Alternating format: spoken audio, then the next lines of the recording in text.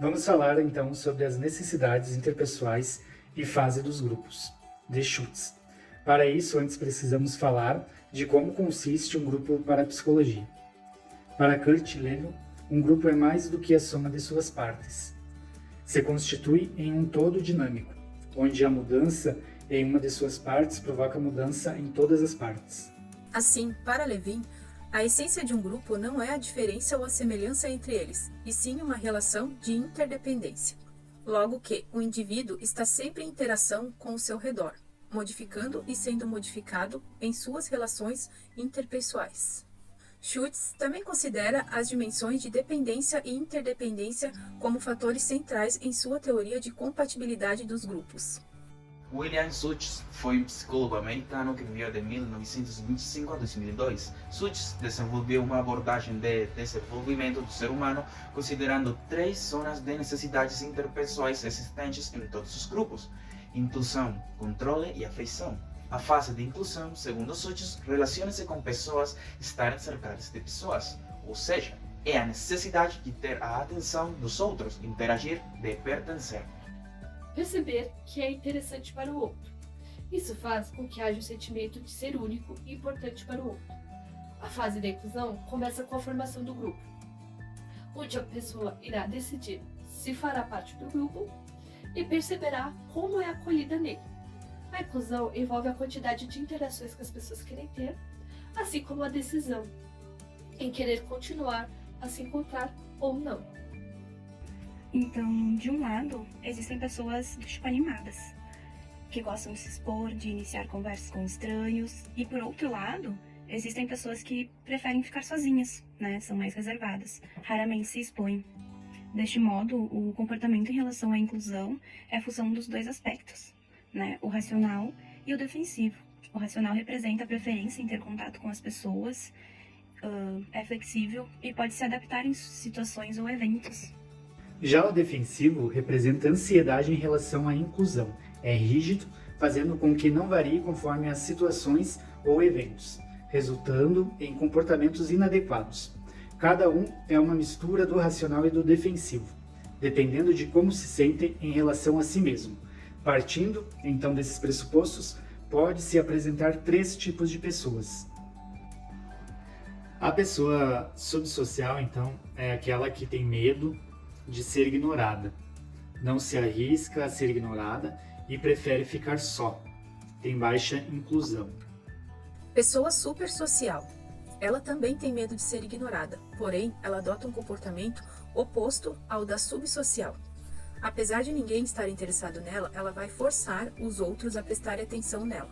E a pessoa social é aquela que se sente bem nos grupos, assim como quando está sozinha. Diante do exposto, quando as pessoas se sentem incluídas, percebendo que têm a atenção das outras pessoas, o sentimento de importância cresce, assim como a sua autoestima. Ao contrário de quando a pessoa não é incluída, quando não recebe atenção, ela tende a se isolar, dificultando a comunicação e desenvolvimento de uma maior sinergia do grupo. Partindo para a fase do controle, o controle refere-se à relação de poder, influência, autoridade entre as pessoas. Tem a ver com a quantidade de controle que cada pessoa exerce. Há pessoas que gostam de liderar, dar ordens e tomar decisões, e outras que não gostam e buscam no grupo assumir posições que não tenham tais responsabilidades.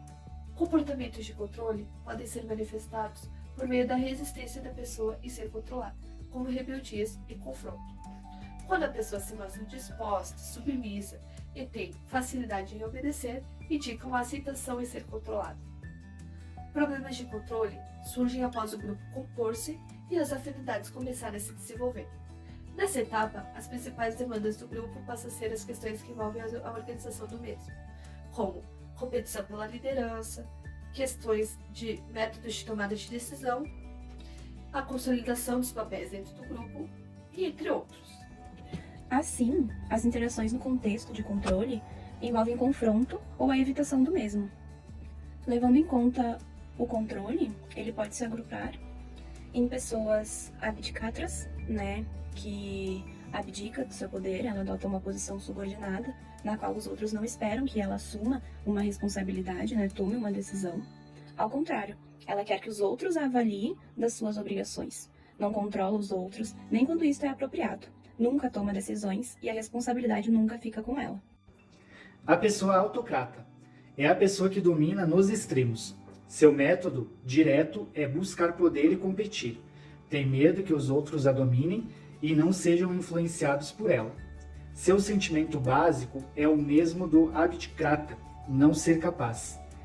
Para compensar este sentimento, fica tentando provar que é capaz, o que resulta em assumir muitas responsabilidades e frequentemente se desgastar.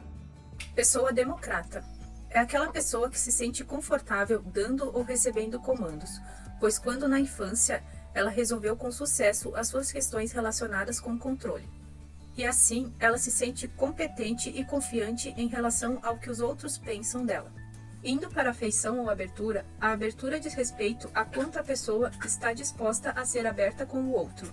A abertura varia ao longo do tempo, entre indivíduos e relacionamentos.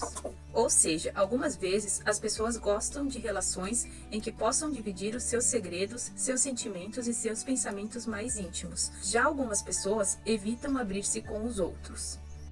Neste sentido, preferem manter relações mais impessoais, preferem ter conhecidos em vez de amigos próximos, ou seja, as pessoas manifestam tanto o desejo de relacionamentos mais abertos como de privacidade. A abertura é construída com base em vínculos mais profundos, portanto, usualmente é a última fase a emergir em um relacionamento entre as pessoas ou em um grupo. A abertura também tem dois aspectos, o racional e o defensivo. Quando a pessoa é racional, ela se torna flexível com uma certa quantidade de abertura. Com isso, pode adaptar-se a diferentes situações. Porém, quando ela é defensiva, isso traz uma rigidez, que resulta do medo de ser muito aberto e ficar vulnerável. Assim, reage sempre da mesma maneira em qualquer circunstância. Logo, cada pessoa é uma mistura de racional e defensivo, dependendo de como ela se sente em relação a si. Também neste caso, pode-se destacar 3 tipos de pessoa. E temos a impessoal, né, que é quando a pessoa se relaciona de forma impessoal. Ela é rígida, possui baixa abertura, né, mantém relações superficiais, distantes e fica mais confortável quando as pessoas fazem o mesmo. A técnica direta é evitar proximidade. Ela rejeita, né, se necessário. E a técnica sutil é ser superficialmente amigável com todos, né, procurando ter popularidade que funcione como uma proteção contra ser aberta. A pessoa superpessoal é aquela aberta demais. Ela conta para todos os seus sentimentos e quer que todos sejam assim com ela. A técnica mais sutil é manipulativa, possessiva e punitiva, caso seus amigos tentem estabelecer novas amizades. E a pessoa pessoal é aquela que usa a abertura de forma adequada. O seu nível de abertura é flexível. A pessoa fica confortável com relações mais próximas e também aquelas situações que requeiram maior distância. A pessoa sente-se confortável dando ou recebendo afeição. Ela gosta de ser gostada, mas se não o é, ela aceita isso. Ou seja, ela não generaliza e não conclui que não é amada por ninguém. Desta maneira, o grupo passa pelas fases de inclusão, controle e afeição, nas quais são criadas oportunidades para os membros satisfazerem suas necessidades interpessoais, ou seja, os comportamentos em relação à inclusão. Controle e a abertura que adotados estão diretamente vinculados ao nosso autoconceito e à autoestima. Os ciclos das fases, inclusão, controle e afeição, podem repetir-se várias vezes durante a vida de um grupo, independente de sua duração.